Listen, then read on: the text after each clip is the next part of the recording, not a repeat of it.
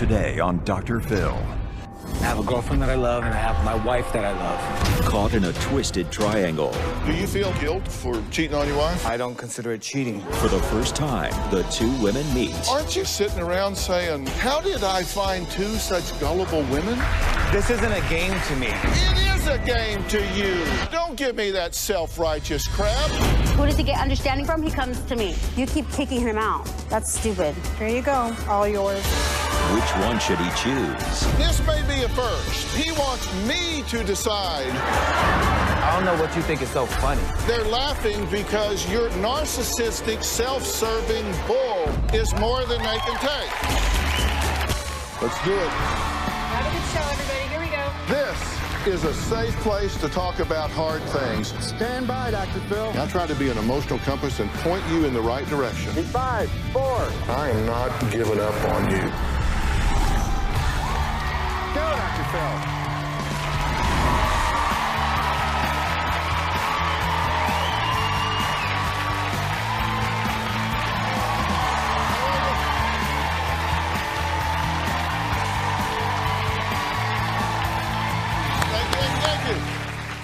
Okay, now I want you to imagine that you're driving down the road of life with the man you love, but all of a sudden he surprises you with undisclosed incarceration history, stealing $1,400 from an employer, or having a pattern of psychiatric holds for wild and unstable behavior. Would you just keep on driving? Or would you take one of those exit ramps that you've just been blowing by?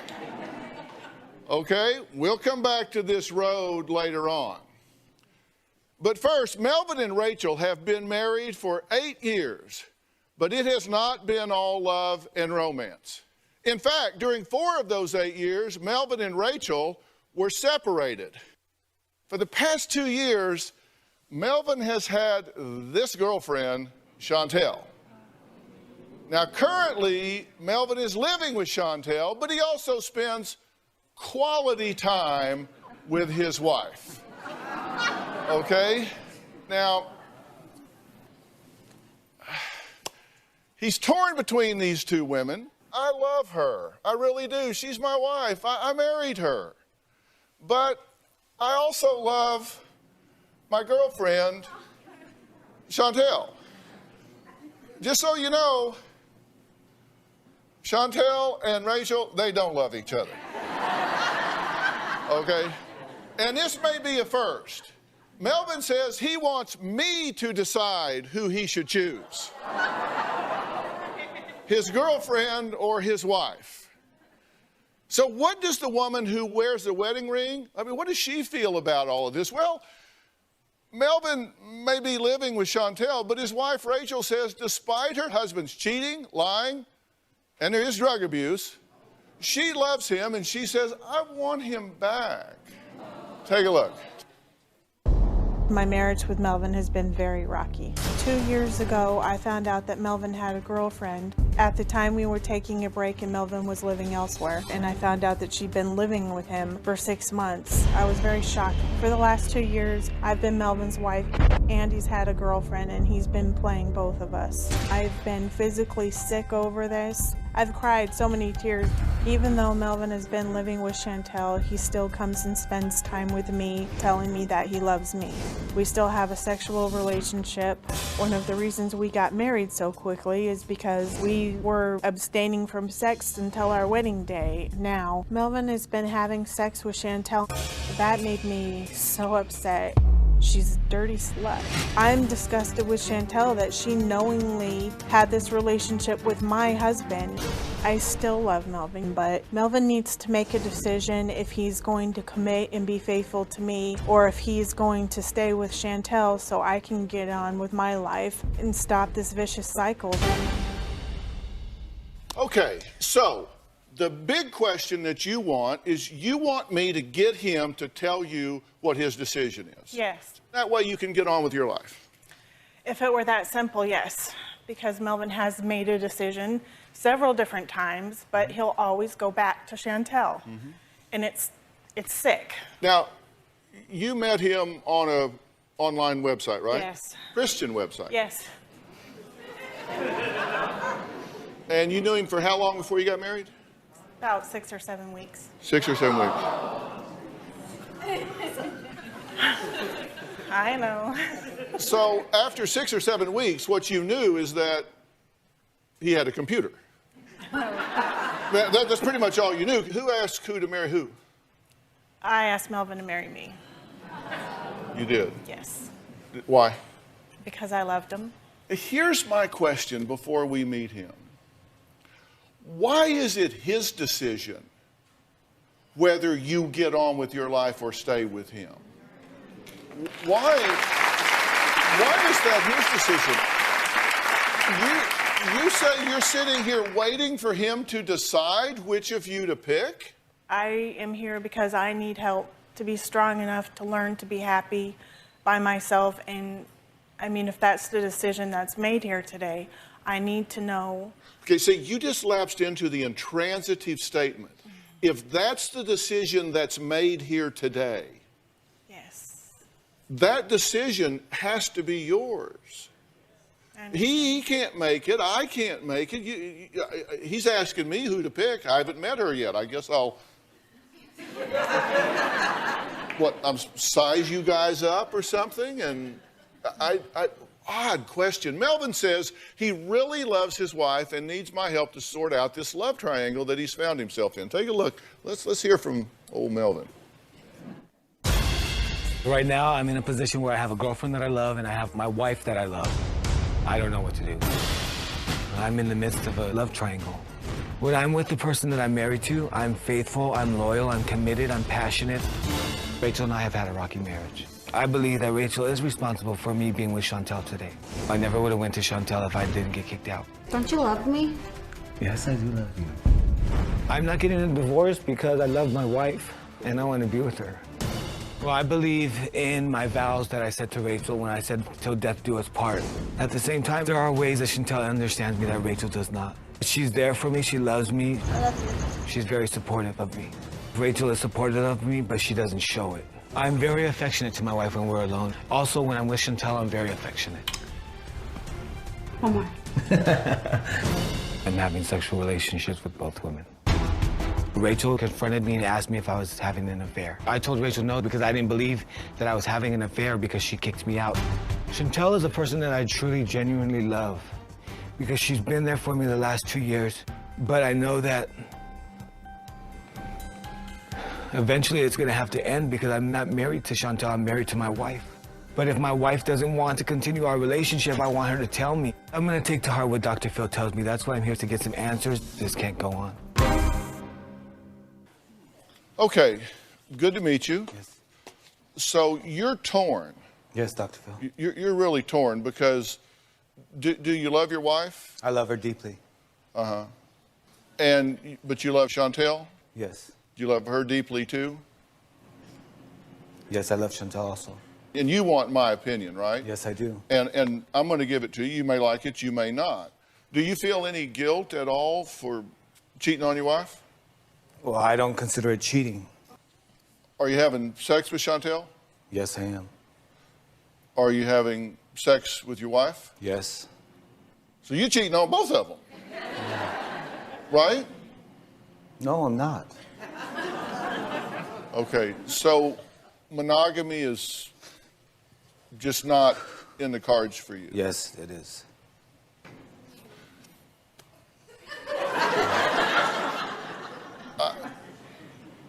They're laughing because I'm just an old country boy, and I don't understand how you can embrace monogamy and 2 women at the same time and be married to one of them but not the other. Well, Dr. Phil, I guess I'm not.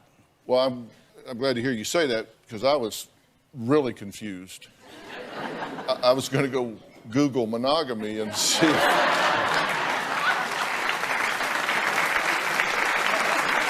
Do you know what bait and switch is? No. Bait and switch is something where you tell somebody you're going to give them one thing and then they get something else. And she said that you were charming and funny and Christian and shared values and all of that sort of stuff. But then when she got you home and got you unwrapped, that wasn't really what was there. Is that true? No, that's not true. So you weren't different than you presented her? No, we met each other on an online Christian dating site, and she got what she got. She said on the honeymoon that you got drunk, acted possessed, you were naked, standing on the balcony, talking to yourself and hissing like a snake with your eyes rolled back in your head. Do you recall that? Yes, I do recall that. So that was a new revelation. Well, Dr. Phil, I was diagnosed with schizophrenia, Right. and I think that played a big part in me acting like that. Did you share? Along with the alcohol. Did you share that diagnosis with her before you got married? No, I didn't share it with her because I was new to the diagnosis and I was still dealing with it myself. So I was unfamiliar to that diagnosis. So you met her on a dating website and you're chatting her up and y'all are going and having coffee and dinner and all this kind of stuff. And you've been diagnosed with schizophrenia and you just thought, well, I'm kind of new to this, so I'm not going to bring that up. Because I'm just wondering if you consider that to be honest. I'm trying to figure out if you're being straight with me or if you're lying to yourself. I want to tell you what she perceives about you, okay? Sure. And you can tell me whether you think this is right or not. She says she's just going along and finds out that you didn't disclose an incarceration history, okay? And then she's just kind of driving along and she comes up and says, wow, he was caught stealing $1,400 on video and lied about it, and then played kind of the unstable card and wound up in a psych ward instead of jail. And then she could have taken that exit ramp, but she doesn't, and then she finds out, well, he didn't disclose his schizophrenia diagnosis. Then she's driving along, she just keeps going and goes, wow, he's had multiple psychiatric holds for instability. You said you've taken him to the emergency room, right? Yes. And they hold him for 72 hours. She doesn't take that exit ramp. She goes along. He would overdose on his meds and be zombie-like, just sitting around. You know, well, okay, she just keeps on. Skips that exit ramp. Then he was arrested for shoplifting. She doesn't take that exit ramp. Then the 12-year-old daughter, your 12-year-old daughter is in her room crying during the whole wedding out of the mouths of babes. But you ignore that. You don't take that exit ramp. You say, I kicked him out. So you did see something, but then you let him back in. You keep driving along. He stole your roommate's information and obtained an illegal credit card, right? But you didn't take that exit ramp, so you just keep driving along. He stole your neighbor's credit card and dead husband's vital information. Whatever. And you just keep driving along. I'm getting out of here. He was dealing hydrocodone in Florida. You say he's getting it from a pain clinic and selling it on the street, but doesn't bother you. You just keep driving along. He had an affair with a younger girl. You just keep driving along. He gave me an STD. You just keep driving along. He gave me another STD. You just keep driving along. He made a sex tape with a girlfriend and it got sent to your minor son. That's a lie. Okay, and you just keep driving along. He threw a soda can at your head. That's a lie. You keep driving along. He kicked my car door in anger. You keep driving along. He scratched my car with a fork and threatened to kill me. I mean, this is a long trip. It just keeps going on. Lie. You think everything there was true, correct? Yes. You thought they were true, right? Yes. And you didn't take a single exit ramp. You just kept on going down the road. And that is very significant to me. Yes. Even if you're wrong, he's getting ready to say, not true, I didn't throw a soda can, or whatever. But that doesn't matter. The significance to me is that you believed it was true and you kept going anyway. What'd you steal? My neighbor's ring. Okay, and you stole that ring to impress him. Yes. No, she didn't. She said she stole the ring because she wanted you to know she could be a bad girl too. You could take the ring, but you couldn't take the guilt, so you went and told her, I did this and I'm sorry. Yes. And she said, okay, give me the ring back and we'll just forget the whole thing. She turned me in and I was arrested for it. Okay. Now, unless I misunderstood this, I understood you to tell us that you told Melvin that if you give the ring back, that she wouldn't prosecute you, and he said no. Yes. I wanted to be able to get the ring out and put it back before she found out, and he wouldn't agree to that. He said, no, we're keeping it. And she went to jail for 12 days. I was unaware of that. I didn't even know she was in jail at the time. Really? Yes. Because I got to tell you, my wife doesn't show up for... No. This was during the time we weren't together. About 4 or 5 days, I'm going to start looking around. We weren't together during this time. Okay, y'all were separated? We were separated. You were with Chantel? Yes. Y'all are wondering if I can help you, right? Yes. I can help you. I can help you, seriously. I can help you. You've lost your mind. You've lost focus about what makes sense.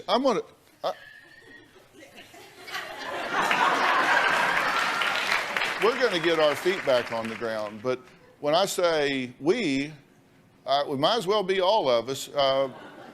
Next, Melvin's wife and girlfriend have never met. But they are going to meet because Chantel is here, and we're going to talk to her next. We'll be right back. I've never met Chantel face to face. I'm very ready to confront Chantel because I can't take it anymore and this has to stop today. Get over here. Chantel needs to leave Melvin alone. She needs to understand that we are married, and she knew that going into the relationship with Melvin.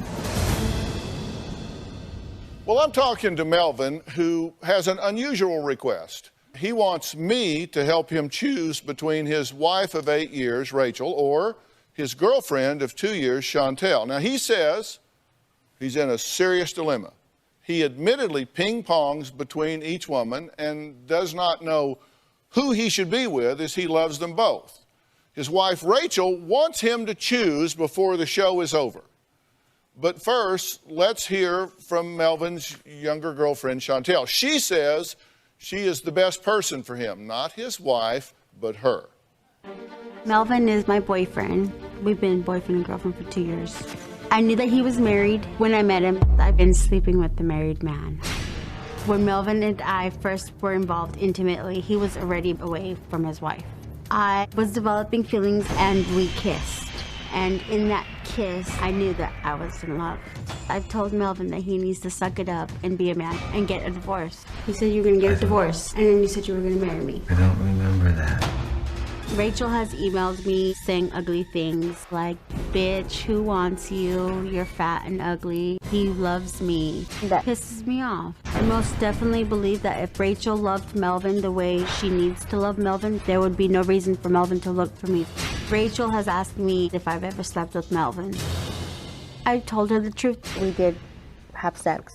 I know that he loves me. I know that he loves his wife, but I just don't know if he knows how to make a decision for himself.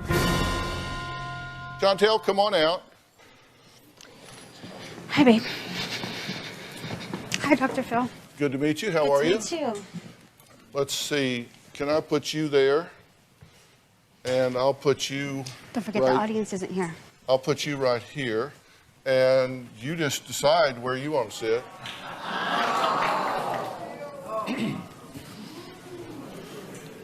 Okay. You chose to sit over on this side with your wife, but you traveled here with Chantel, correct? Yes. Why did you choose this side instead of over here with Chantel? Because Dr. Phil, she's my wife. And I love her. And I want it to work. Yeah. How do you feel about this one? Same thing. I love Chantel. You've been with him for 2 years, and he's married. He's married. When I first met him, he was separated. He had his own condo. Kind of one bald guy to another. Aren't you just kind of sitting around saying, how did I find two such gullible women? No. That's not what I'm saying. This isn't a game to me. It is a game to you. No, it's not. Don't give me that self-righteous crap. You are married to her, and she knows about her. You're with her, and she knows about her. And you got your cake and eat it too. So you're ping-ponging back and forth between the two of them. When I was out with Chantel, I was separated from my wife, and we were contemplating divorce. I did not just walk into another relationship knowing that I was going to fall in love with somebody else. Did you give your wife 2 STDs? No, I didn't. My wife was unfaithful to me. She could have contracted that from the person she was with. He says that he's not ping-ponging back and forth and not playing you both.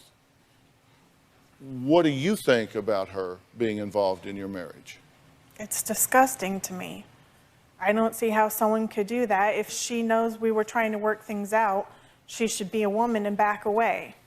But she's constantly calling, crying, just nonstop text messages whenever we're together. And I just think that's very selfish. Y'all are currently living together, Yes. and you traveled here together. Yes. Yes. But you're sitting over here with your wife because you say you want to be with her. I'm committed to my marriage, even though it doesn't look like it. It doesn't look like it. It might not look like it, but when I said my vows to my wife, I meant my vows till death do us part. I don't know what you think is so funny. You know, people I'm gonna leave. people laugh because... No, wait. No, if you're leaving, you need to go this way.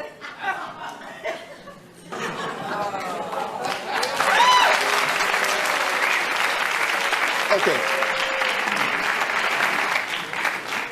Honest to God, I think I'm being punked.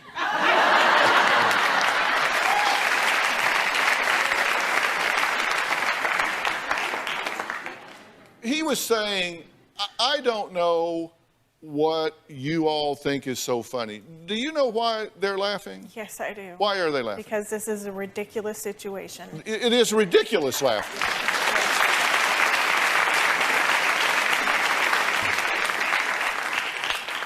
They're laughing because they don't want to stand up on national television and say, holy are you kidding me?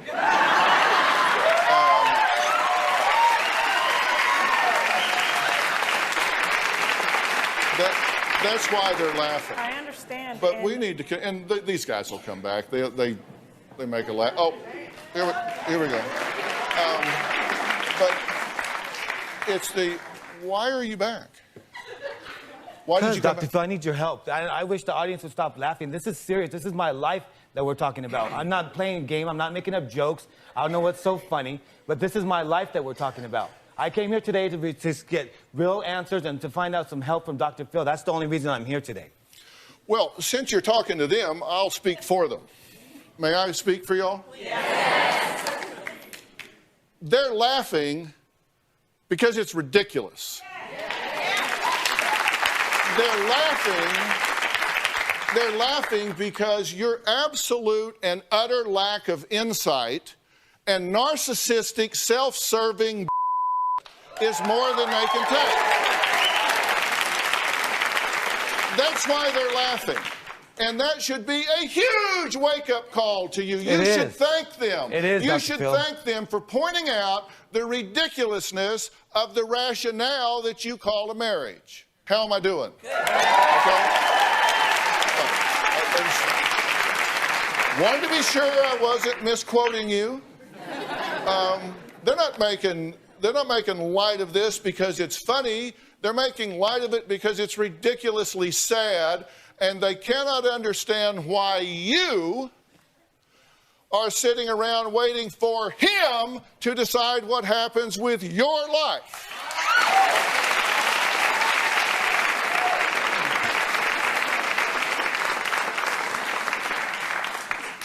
Why are you back? Do you want me to leave? No, I'd like for you to stay. Okay, Here's what Rachel has a problem with you about. sure. She says that you're just using her husband, Melvin, to pay your rent and bills. Wow.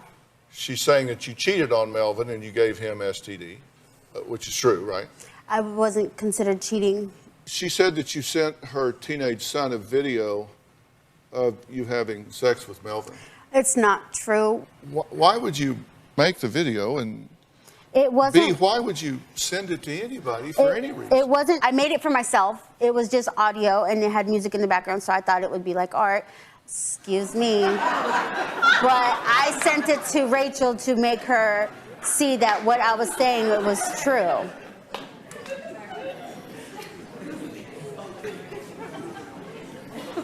You're here because you keep kicking your husband out because you can't keep him. You keep kicking him out. That's stupid. Here you go, all yours.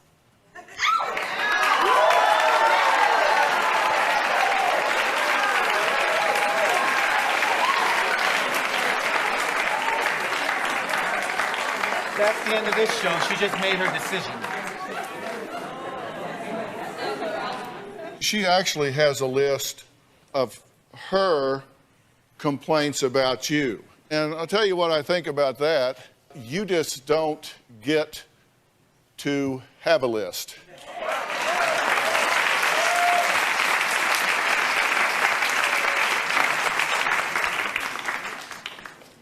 You're right. Maybe I don't You get don't to get a have a vote. list.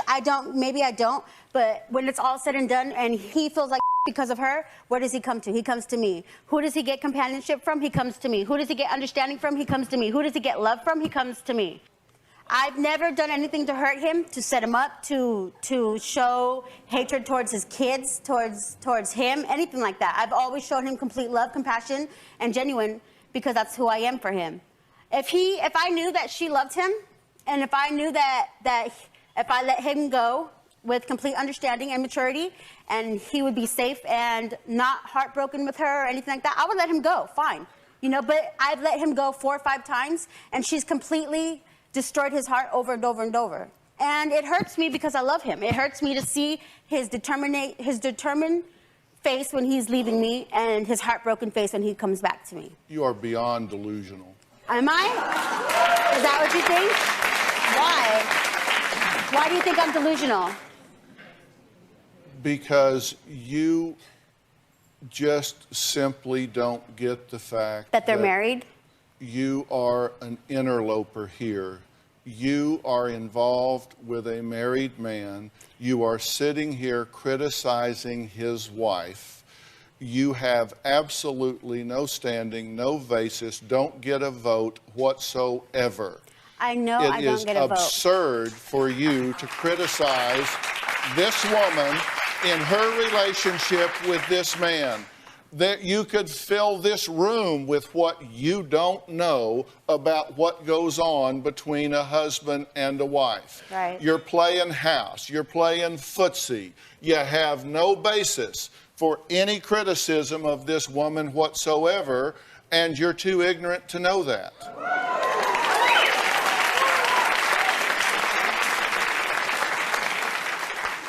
Melvin wants me to make a decision, and I will right after the break.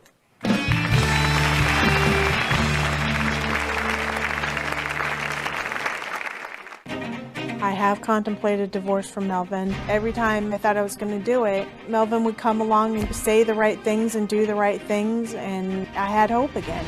I think the marriage can be saved only if Chantel's out of the picture. If my wife presents me with divorce papers, I will sign them. You asked me a question coming in, what should you do? Yes, sir. You know, first off, this relationship, if that's what you call it, between the two of you, is unhealthy, it's sick, it's improper, and it's doomed to failure. There is no future in a relationship between the two of you. You're incredibly toxic for each other. You should not be together another minute of another hour of another day. That's what I think about this relationship here.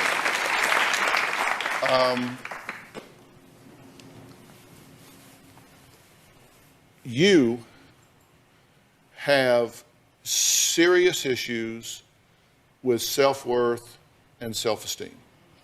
The fact that you are willing to allow yourself to be pulled in to this kind of melodrama and infidelity and lies and all of this sickness going back and forth is all about you. It's not about him. The fact that you say you want him to make a decision about your life so you can move on with it tells me everything that I need to know about you. It tells me that you need to not be in this relationship with him. You need to not be in a relationship with anyone right now. What you need to do is focus on you. You've got to clean your own house before you can clean anybody else's. And you've let someone into your life that doesn't have a moral compass here. Now, he has a diagnosis that somebody assigned him of being schizophrenic. Maybe he is. I don't know.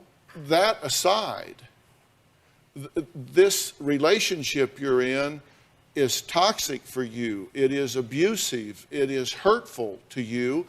And you need to make the decision to get out of this relationship. You need to get a divorce before dark today.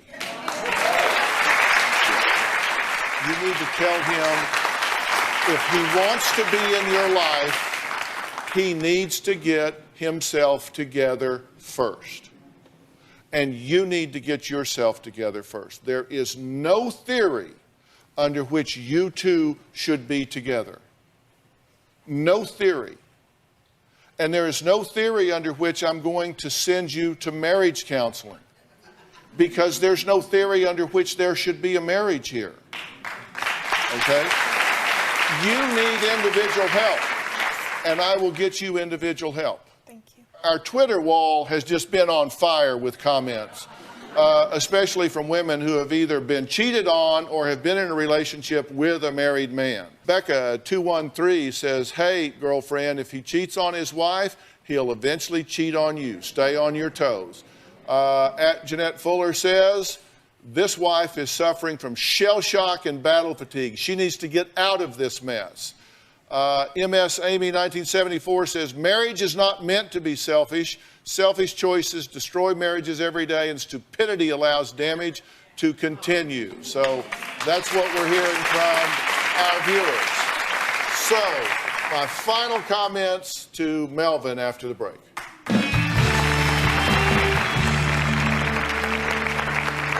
Okay, Melvin, is there any specific question or comment you have about anything I've said so far? I've said you absolutely do not need to be with her, and I've told her she absolutely should not be with you. You know what? I came here today for answers, and I think I got the answer that I was looking for. Mm-hmm. Well, let me answer a question you didn't ask. Okay? Sure. The question you didn't ask is, Dr. Phil, what the hell's wrong with me that I am creating all of this drama in my life and can't sustain a course of action here? I'm glad you asked. You are having a lot of problem, in my view, with impulse control.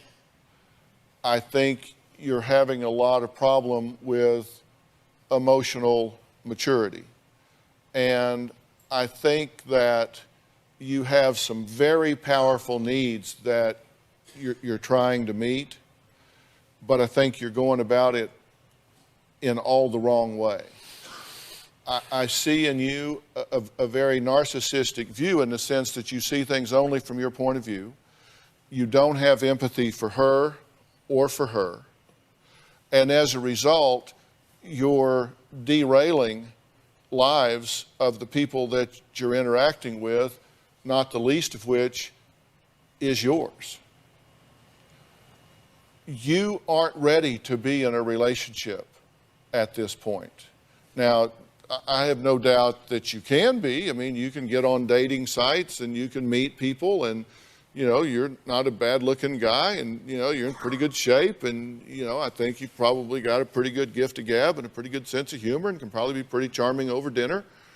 But there's more to it than that, and you want more than that, right? Yes. So what you have to start asking yourself is, what in the world is wrong with me that my moral compass is spinning instead of pointing towards true north? Now, I don't know what your involvement is with drugs right now. Are you doing drugs right now? Yes, I am. This erratic behavior you're showing could be totally a function of drug addiction and the roller coaster that you come from that. That could explain why you're standing on the balcony talking to yourself and hissing like a snake. I don't know. Your issues need to be resolved before you make any decisions in your life about anything whatsoever. Okay. And I think that you need serious help. And I'm willing to offer that to you if you want that. I'm willing to offer you that help, but I'm going to tell you that that help is not going to be something that you can get up and jump back and forth on. That help is not something you can start and stop, and that help is going to be inpatient, not outpatient. Okay? Because the fact that you're experiencing this, and I think you are exploiting this, is tragic. And I want to get you some help. Yes. And I'll tell you what I'm going to offer to do for you. I'm going to offer to fly you from here direct to a dual diagnosis treatment center called Origins Recovery Center on South Padre Island in Texas. This is a center that will deal with your drugs and mental and emotional issues simultaneously. And let me tell you something, I don't know how long you'll be gone. It could be a month, it could be a year. You may never go back to where you're living now because of triggers and problems of that. I don't know. But I'm going to give you a chance to get some traction in your life if you will take it.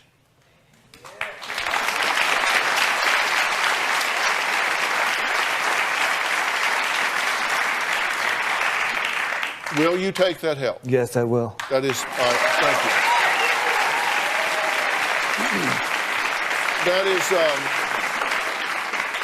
That is our gift to you. We will take care of getting you there, and I'll guarantee you when you're there, you're going to be on lockdown. You may never talk to her again. I don't know. You may never speak with her. I don't know. All I'm saying right now is you got to say, I got to save myself. Yes. Will you take that help? Yes. Okay. Do you agree with that? Okay. And while he's gone, you need to take care of you, and I'm going to get you the help to do that. Thank you. All right, and, yes. you're gonna do that, right? Yes, absolutely. Okay. Thank you you got very people much. in your life that love you. You need to listen to them. Okay. All right. Thank you, Melvin. Thank you very much. I appreciate you being willing to come. Thank you. All right. Thanks, everybody.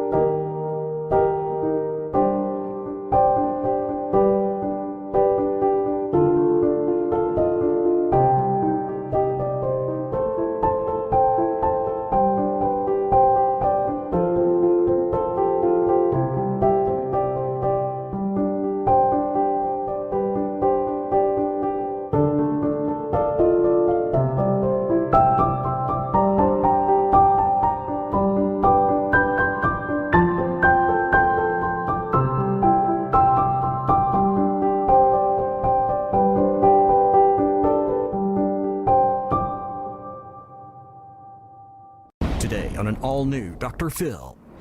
He says he was possessed, and an exorcism saved his life. Now, You've said you don't feel safe with her if she doesn't go through an exorcism.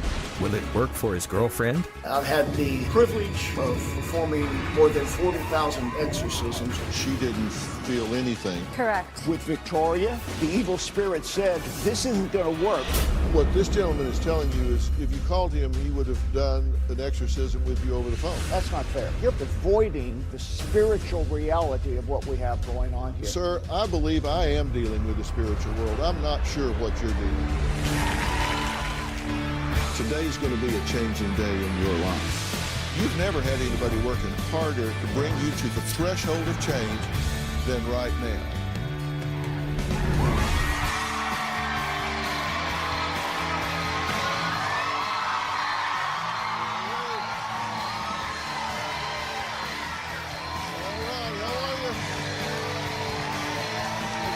Thank you very much. Well, you know, one thing we all have in common, everyone dreams. Some can put a smile on your face while others wake you up in a panic. Now, Thomas says his girlfriend's recurring dreams of murder and demons have been keeping them both up at night. Her nightmares are so real that he thinks she is actually demon-possessed. He should know. He claims he was possessed too and needed an exorcism. Take a look. You don't kill a snake by cutting off its tail, you cut off its head. 7 times greater than you try to put it on me. And Lucifer. And Lucifer. With all of our kind.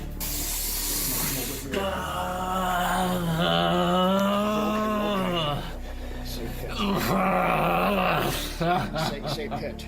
Yes. Out.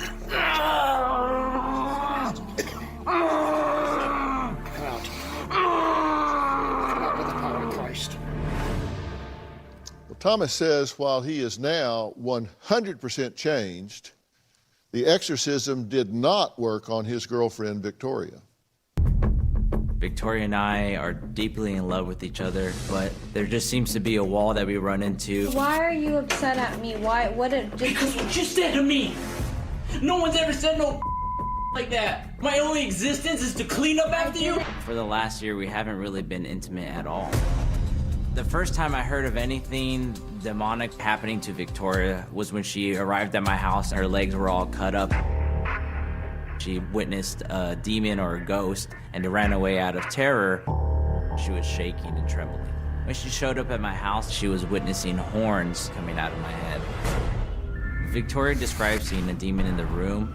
It's always very grotesque. I'm an artist by trade, and after discussing the demons with Victoria, we've tried drawing them out. So is this what you were seeing? The face was a little different, but this is pretty spot on. I think the problem is a demonic possession, and that the demons are just capitalizing on the past trauma that Victoria has experienced in her life.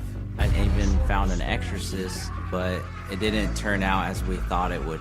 Who's shutting down this process? I don't know.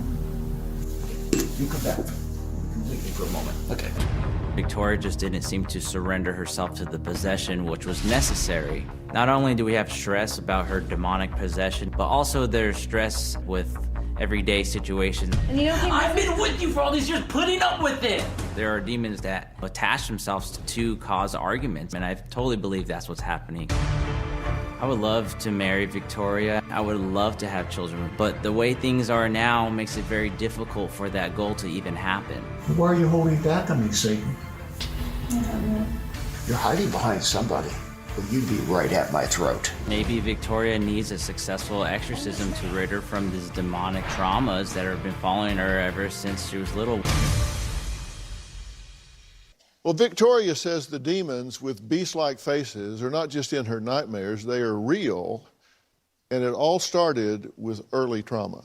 A lot of traumatic things have happened to me while growing up. I was molested twice. I told people about it then, and they didn't believe me, and I still don't think they believe me now. In 6th grade, I was raped. I haven't told anyone until my boyfriend, Thomas. Before I met Thomas, I was in relationships. One boyfriend was mentally and verbally abusive. The second one was physically, mentally, and verbally abusive. I had extremely low self-confidence, and I felt like I didn't deserve any better. At this point in my life, I wouldn't be surprised that I was demonically possessed. When I was 18 and a half, that's the first time I saw a demon. I woke up from a deep sleep with my heart racing. The whole room was lit bright red. It looked like Satan. He was very, very, very tall, and he looked like a beast. And ever since then, it just kept getting worse and worse. This one was from one of my recent nightmares. The shape of the head looked like a human, but it had a snout like a beast, but the eyes looked like a human as well. These things were all over the city. It's sucking people's blood, but it's really looking to kill me. Actually, there has been this one time that a black cloud-looking mist did go into my chest. Earlier this year, Thomas sought out an exorcist and eventually convinced me to go. When I finally had my session to perform the exorcism, it failed. Here's the thing, if you start thinking and focusing, this won't work. I need you to go away. I didn't feel anything. Okay, well, I'm glad you're both here, and it's good to meet you. I'm sorry that you're struggling. Now, you two have been together how long? It's gonna be 4 years this October. 4 years? Yes. Yeah. Now, when you were growing up, you were violated on 2 different occasions, right? Correct. Well, not 2 occasions, 2 phases during your life. One was when I was 5, and I was with another child, maybe at the age of like 12, a little older than me. Yeah. And then the second one was with a family member. And you talked about it, but nobody believed you. No. Who did you tell? I told my parents. First I told my mother, and if anything, she was just more upset at me, and she just started hitting me. I feel like she kind of blames it on me, saying, well, what did you do to provoke it? Why did it happen? I think she's more like in denial from what she's told me what her mother said, and she wants to blame Victoria for it happening, except for blaming the other person involved. So it never came around to, let's talk about what happened to you, and let's minister to that. Let's get you help with that. Never happened. Have you ever had any help with that? No. So that just happened, you got punished for it, and then it went on. Correct. When was the first time anyone ever talked to you about being possessed, any kind of evil sort of force in your life? Thomas said, sounds like you can be demonically possessed. And tell me about the demons you've seen. Like, how real are they? As real as you sitting right here in front of me, to me it's 100% real. And how about for you? Yeah, I believe that these are real. I do see them like physically in front of me.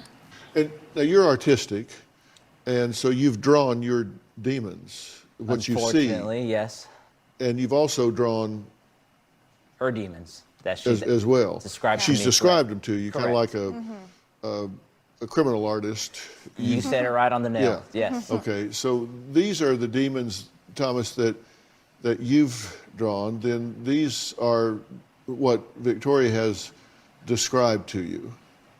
But I can't help notice some real similarities between what each of you are experiencing. Most definitely, like this grotesque, ugly, painful, Yeah, like the one terrorizing on the visual. far end down here for Victoria's seems very similar to this one here for you. You do see the similarities, right? In some of them, not all of them. The grotesque, sharp Right. edges, and Right. yeah, and like a weird, distorted body.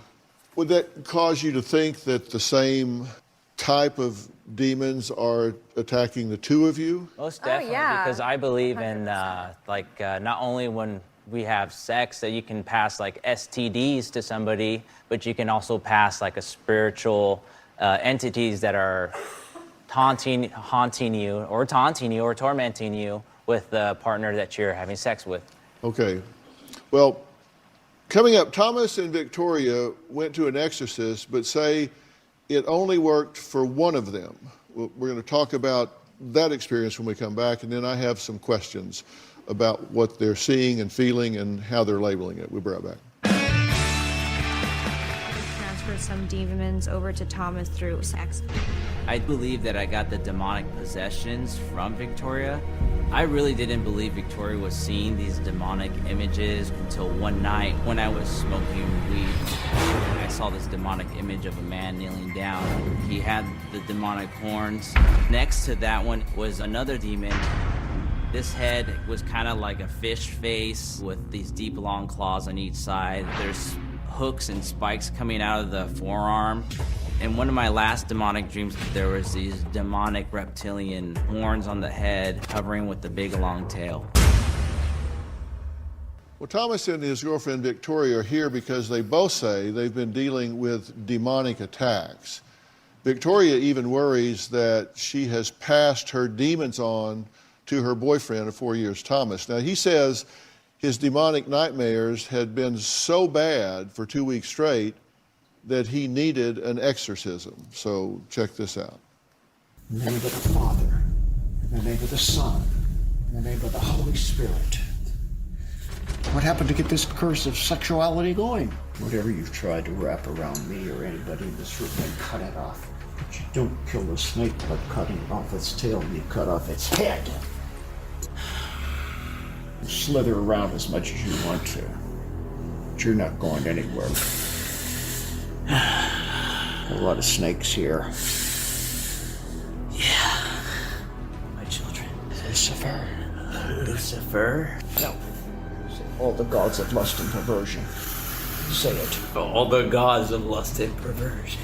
Say the bondage of this man's destiny. Say it. No. Yes, I command you by Christ. Say the bondage of this man's destiny.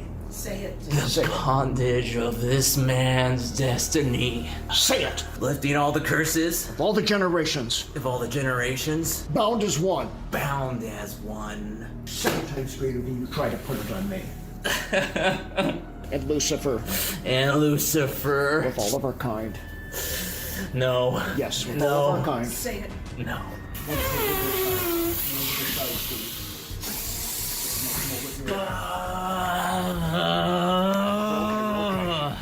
Say pit. Say pit. Pit. Come out. Come out with the power of Christ. Come out with the power of Christ. Come out. All of you. Come out. Come out, many of Victoria had an exorcism performed by Reverend Dr. Bob Larson that same day, but says she didn't feel anything. So you had a very different experience than you did. Correct. Why did you decide that the pain and anguish that you were experiencing was demonic possession as opposed to anxiety, depression, conflict, turmoil?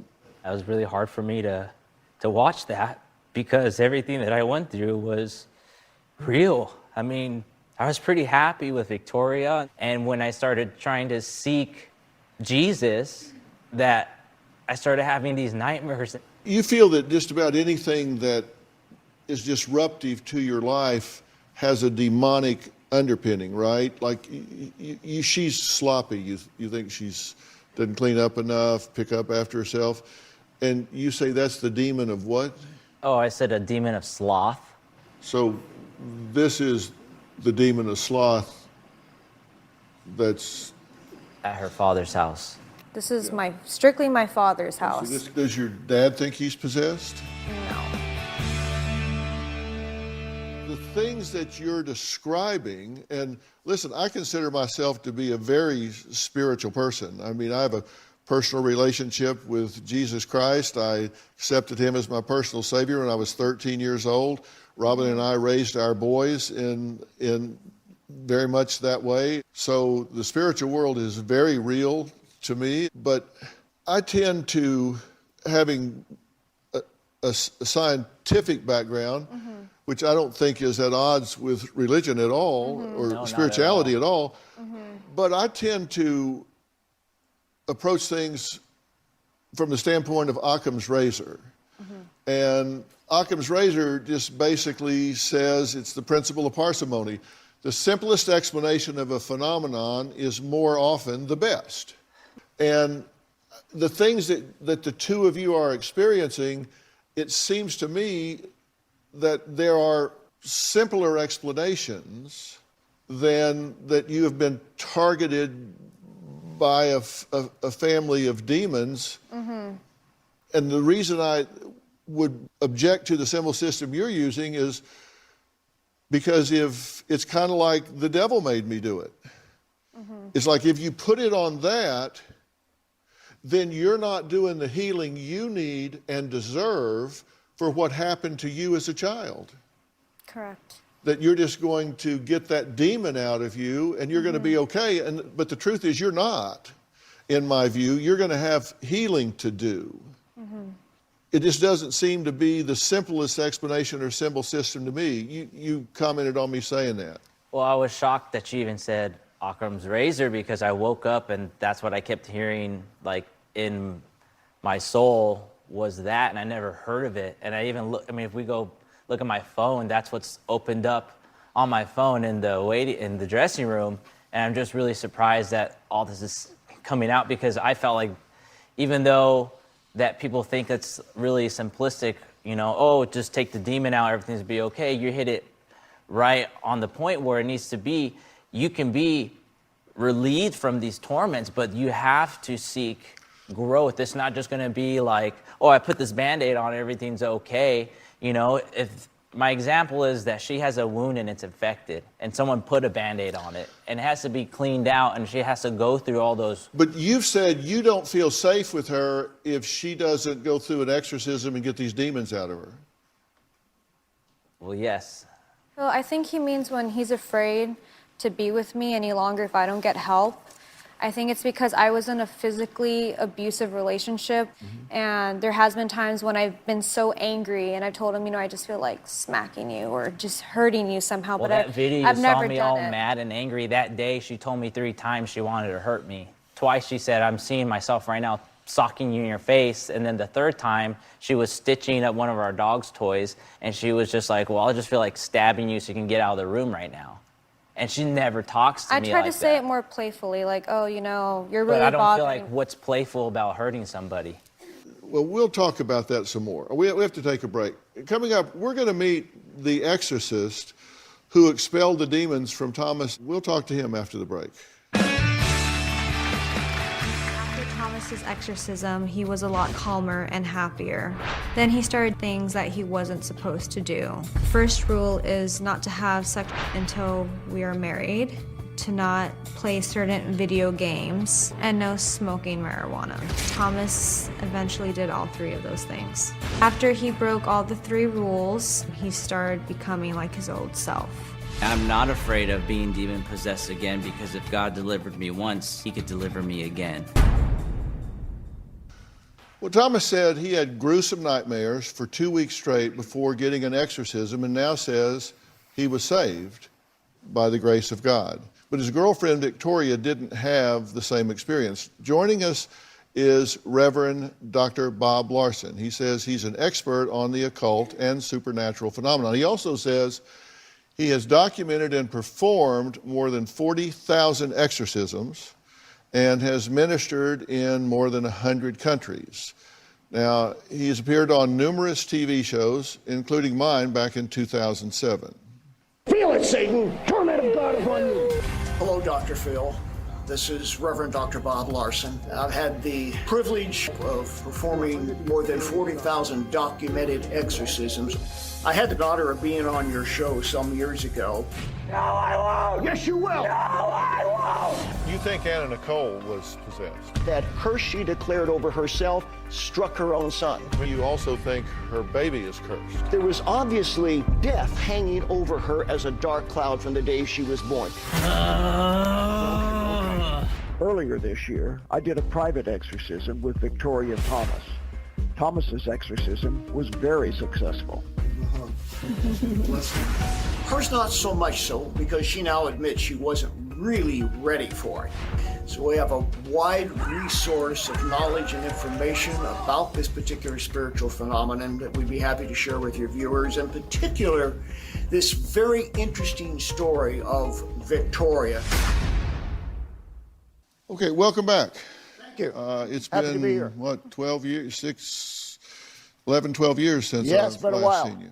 When you were here before, you didn't have the title doctor before. You were just Reverend Bob Larson. But now it's Reverend Dr. Bob Larson? Correct. What is the doctorate in? Doctorate of Divinity. Uh-huh. And when did you have time to do that?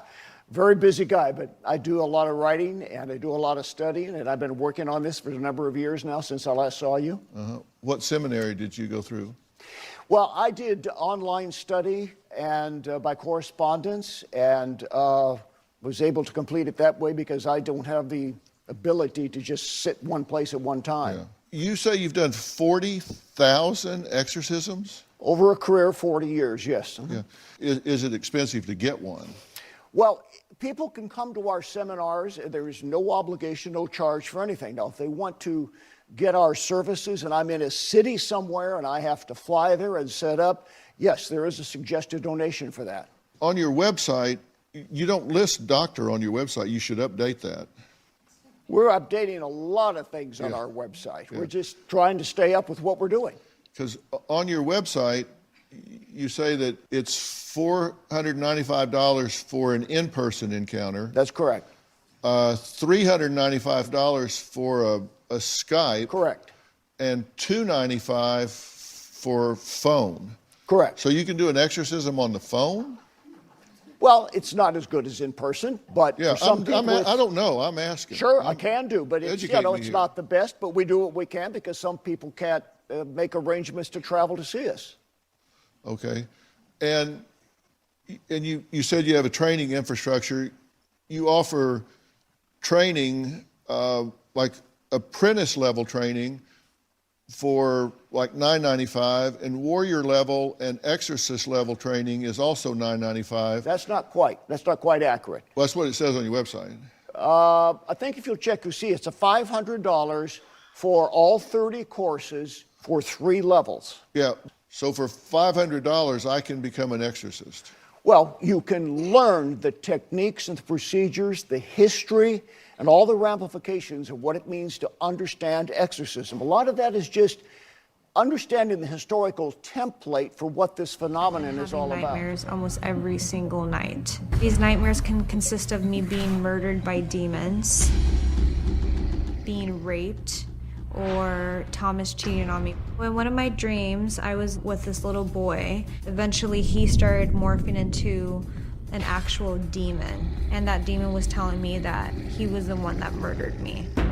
I have also experienced sleep paralysis. There was gray aliens. They were taking the blood from these people. The nightmare was just so vivid and horrible. I felt like I couldn't move. And I tried screaming for help, but I couldn't. I was like whispering, "Help me, Thomas, help me." Well, Victoria says her dreams have been so disturbing that something demonic must be responsible. Why did the exorcism only work with Thomas? Thomas was completely ready. He was highly motivated. His demonic spirits were very reactive instantly. With Victoria, we did get slight demonic manifestations, but at one point, the evil spirit said, this isn't going to work, basically, because she's doing this for Thomas. So she wasn't doing it for herself as an act of her own faith. Who spoke to you during Thomas's exorcism? He's drawn some of his demons. Who actually spoke to you during that exorcism? Well, the evil spirit spoke through him and talked about how his ancestors had performed these terrible blood sacrifice rituals, which had given them generational embedment in his bloodline to bring about his possession. And you said you actually spoke to a demon from, was it 500 generations? That's what they claimed, yes. Do you ever worry about there being a high degree of suggestibility in what you do? Because when I was watching with him, you started talking about snakes, and then he started kind of slithering and hissing. After I've done so many thousands of exorcisms, the possibility of suggestibility is always there with the individual, but it's never there on my behalf. You don't have to suggest the reality of demonic possession when you go through the violent confrontations we have with people who, under every other circumstance, according to family and friends, even spiritual mentors, are completely normal. But is that suggesting, or is that just calling the demon out? The demons have to be brought forward. Sometimes I don't even say anything. I sit down with a person and we begin a session, and I've had them jump out of a chair and assault me without my saying anything. I've had them begin to speak voluntarily without my declaring anything. Did you feel like you lost control during that time? Yeah, completely. I mean, I've never felt like that in my entire life. Demons are real. Demons are evil spirits. Demons have will, emotion, intellect. They are beings. So they each have character. And some are quiet and some are violent. Some are intellectual and some are pretty perverse and gross. All right, coming up, Victoria's father says she was always secretive, and it was only recently he found out about her traumas. He's going to tell us what he thinks of his daughter's demons next. Victoria's father says she was a happy child until one day he came home from work and found a very different little girl. 3 weeks ago, I discovered that my daughter was raped. I was upset when I found out about it, and even more upset when I found out it was 13 years ago. Why didn't she say anything? I don't know if all these problems we are having all stems from the rape. Maybe I didn't say the right things to her, and she's taking it out on me. Thomas is a good guy. I wish he could get a steady job and get out of the house more. I think things would be a little easier that way. Victoria tells me that she sees demons. They're not drug addicts. They're not alcoholics. If she believes she sees these things, I cannot call her a liar.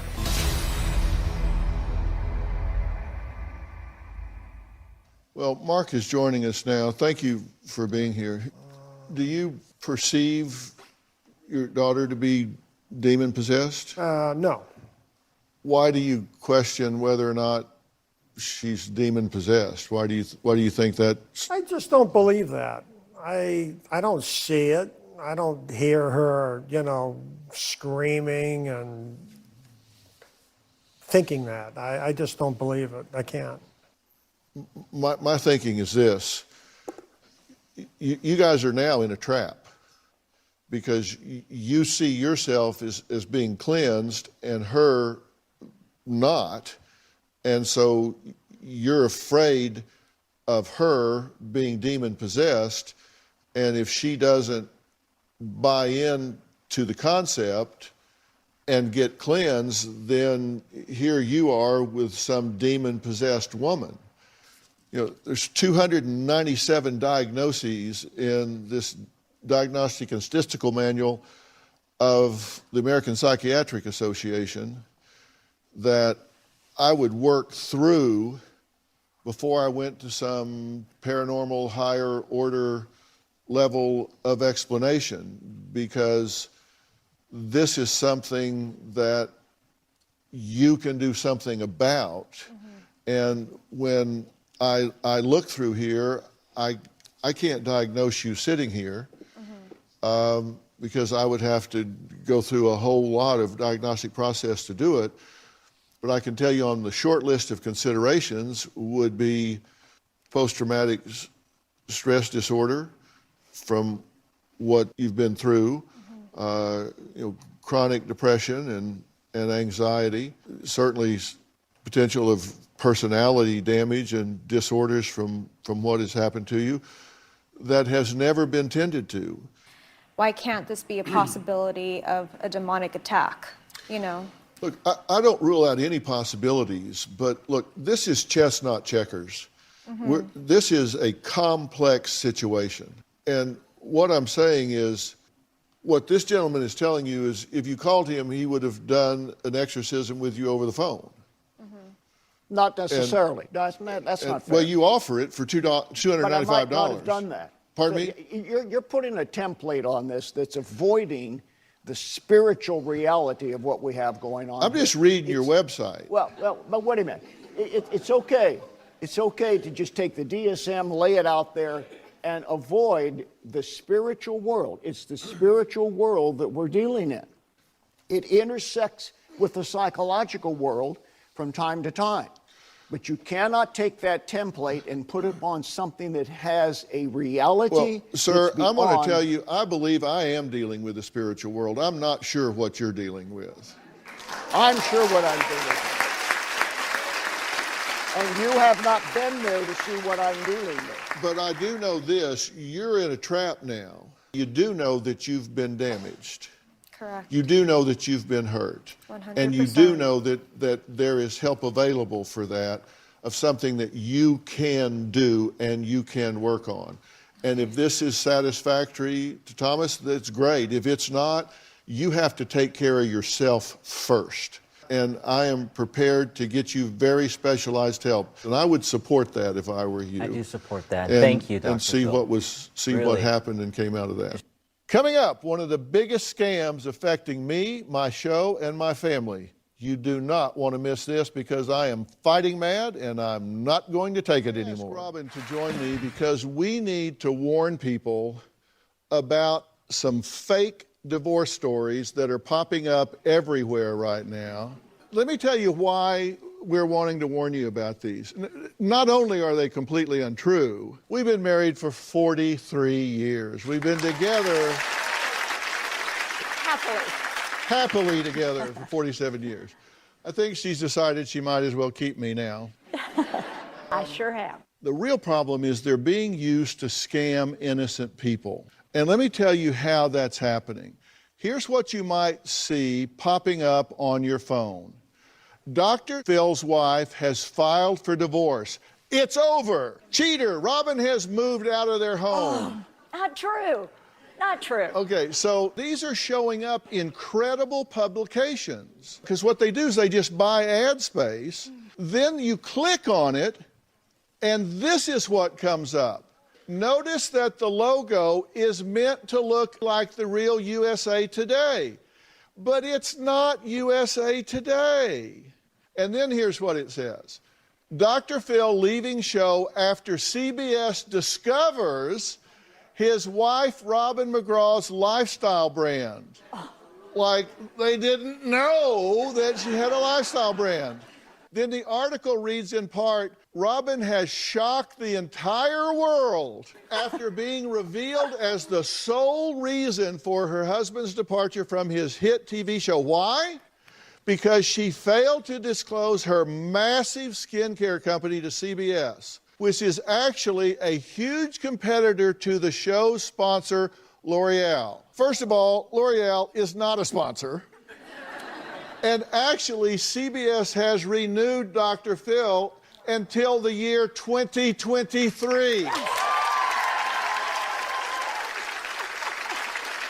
This show is renewed longer than any show on television.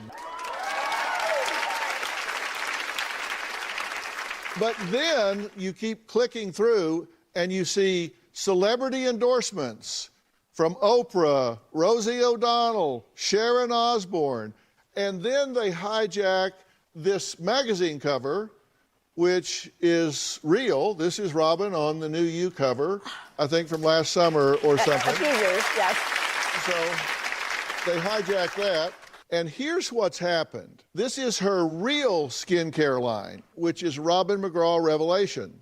She has just launched 2 new products Poor Tiny Me, which is a pore perfection cream, and Peace Out, I'm Done, which is a cleansing toner. These two products went crazy. And so it got so much attention, it brought these fraudsters out. Right. So here's what happens. When you click to say, oh my God, the show's been canceled, Dr. Phil and Robin are getting divorced, you click, and then it says the reason is because of her skincare line. And then it says, so if you want some of that, click here. And it's not her product. It's some soap in a jar or something. Everything you read, everything you see, everything they tell you is false, and it has nothing to do with me, my skincare line, absolutely nothing. Over the weekend, our lawyers actually called this company, and they asked them, so, okay, now these are Robin McGraw's products, right? And they said, oh, yeah. Yeah, these are Robin McGraw's products.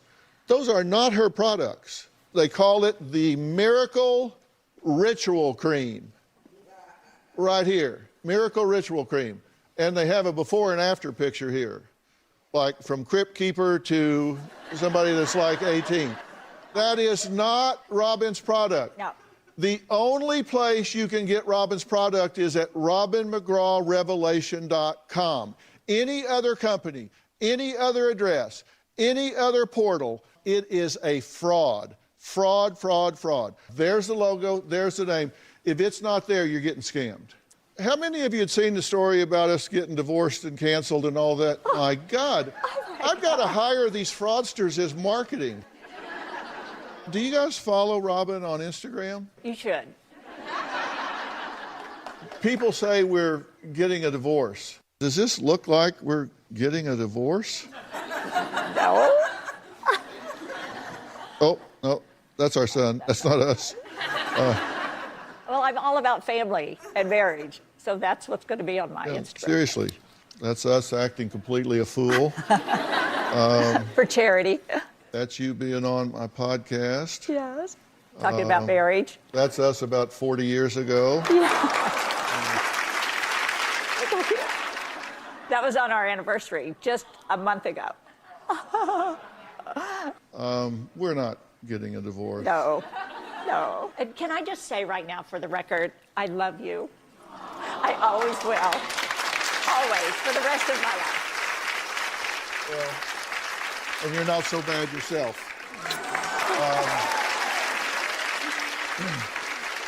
So, listen, don't believe this stuff you're reading. And for God's sakes, tell people not to click on these stupid stories. Robin's products are wonderful. The only place you can get them is robinmcgrawrevelation.com. This isn't a commercial for her products. I'm telling you that so you don't go somewhere else and get scammed. 5 cease and desist letters went out over the weekend to these companies. We do everything we can to stamp this out, but it just happens. That's the internet. It's the wild, wild web. Thank you for listening. I want to thank all of my guests today. For more information about today's show, log on to drphil.com. We'll see you next time. See you next time.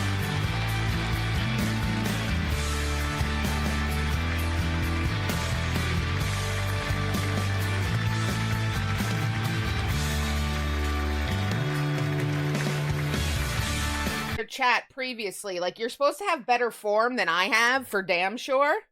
Let me take my watch off. I hate eating with my... For the challenge, that's a good idea. Well, also, Rob, if you want to sign up and just tell me, and I'll donate. I don't care. You know I will. And that's not fundraising. That's me being that's me being annoying. In the good way. The good way annoying. But what I was saying is, like, I feel like I get my elbow... No, I knew you were gonna... I should have known that one. But yeah, do it. The challenge, that was my thing with the, what I like about the corporate challenge is that you don't... There is no... I put too much flour out. There is no fundraising with it. It's literally me trying to bet best myself every time. Maybe in 10 years I'll actually run it. Who knows? But we'll see. I put too much flour out, so now it's very, very floury. You did 5 regular... You got out of bed too, Micah? Ooh, I'm proud of you. Well, go back to bed, dear.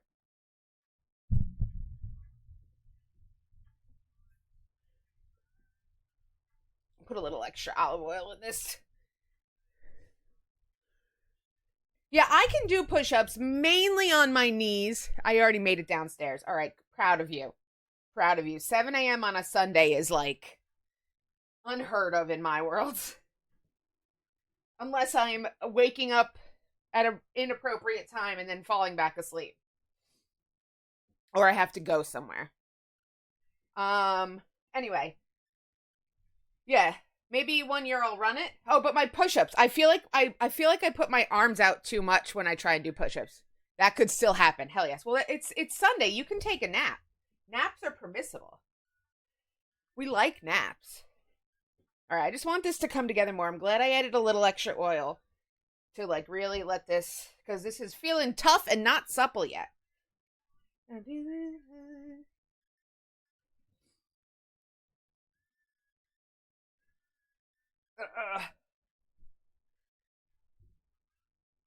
I needed to hear.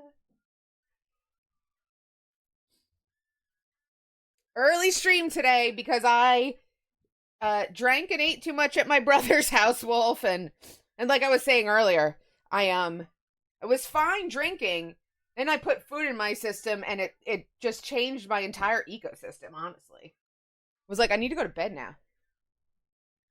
Coffee or weed?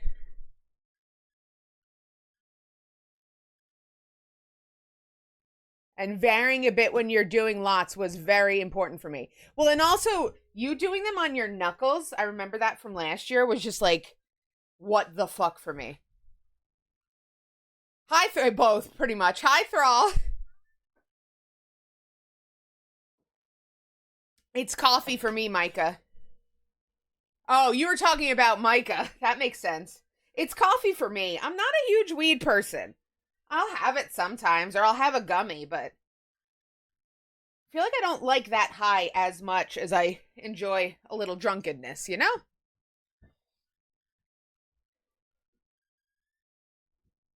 Do do do do do do do do do do do.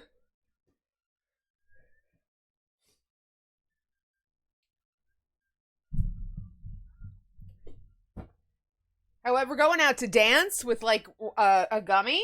Hell yes, that's some fun.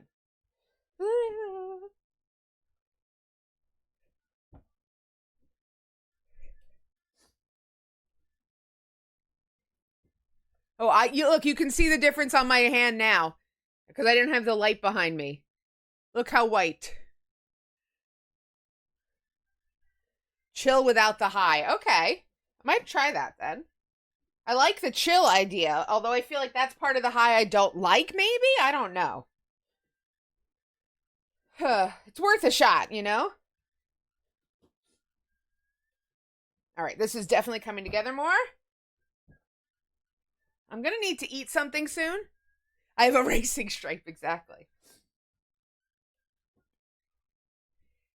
Who didn't see my new tattoo? My England tattoo. Did anybody not see my tattoo I got in England? Literally the day I landed in England? Because that was the day I could get an appointment. I'm going to guess that's...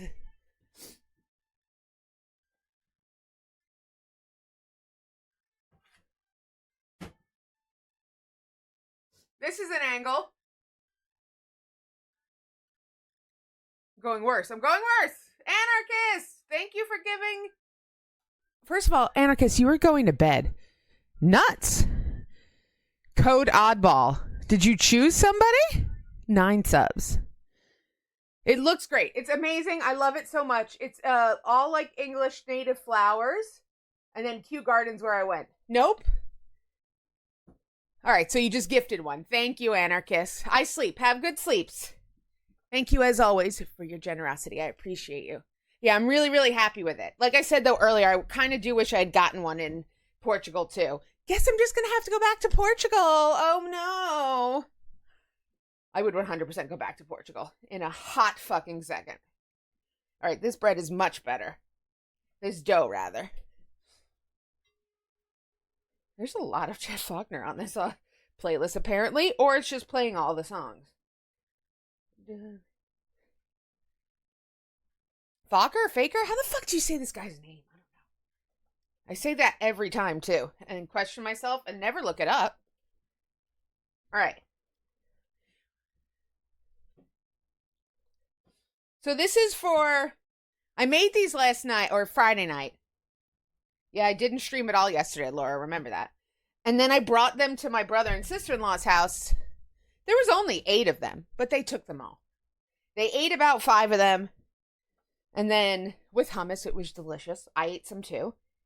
And they kept the last 3. So I was like, well, I guess I'm making more for myself. But it was super easy, so it's worth it. But it's going to go with our chicken for later. And we'll cut up some cucumber and some tomatoes. And with our coleslaw we made on Friday. All right, I don't want to overwork this, but I just want to make sure that... Confidence.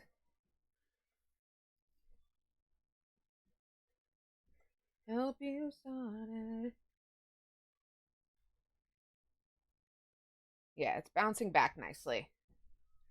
Only wanna really know.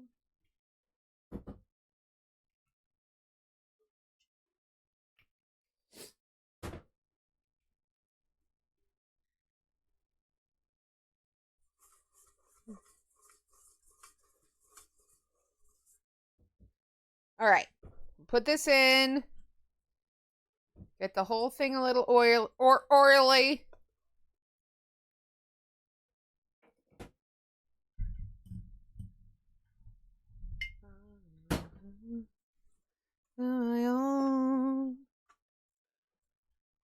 All right, let me wash my hands.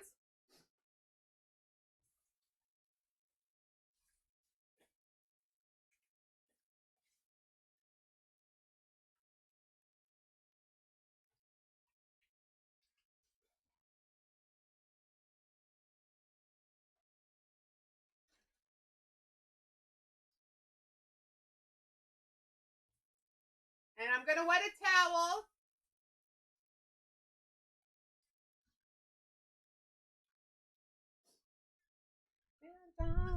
All right, I've wet this towel. We're going to set a 40-minute... This didn't wet it all the way. Hold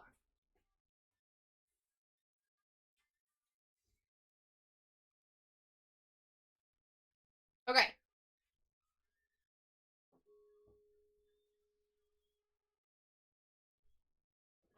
We're going to let this sit for 40 minutes.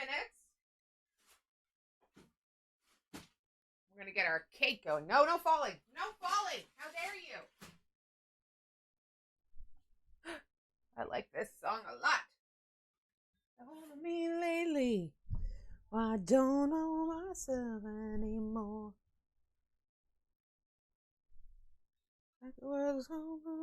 Put my watch back on. In at my door. Oh, out of my mind. How many times? Well, I'm no good at being alone. But don't want me. Melting my skin off my wall. Don't you know I lose control?